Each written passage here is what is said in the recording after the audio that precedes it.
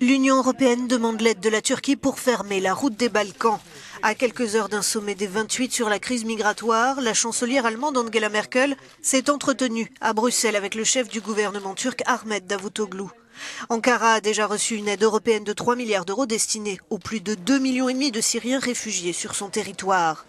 L'objectif de Bruxelles est d'appliquer à la lettre les règles de l'espace Schengen en ne laissant entrer en Grèce que les demandeurs d'asile et lever d'ici la fin de l'année les contrôles frontaliers mis en place unilatéralement à l'intérieur de l'Union. Mais la crise migratoire n'est pas le seul sujet que les Européens souhaitent aborder avec la Turquie. Il sera également question de liberté de la presse quelques jours après la saisie des bureaux de Zaman.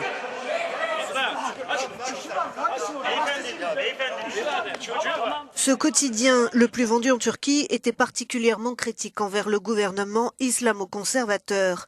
Inacceptable pour le président du Parlement européen Martin Schulz, qui a promis d'évoquer la question avec le Premier ministre turc. Zaman est devenu, en moins de 48 heures, un journal de propagande de la majorité selon l'opposition, qui n'a pas manqué d'ironiser sur la visite d'Ahmet Davutoglu entre crise migratoire et remise en cause de la liberté de la presse.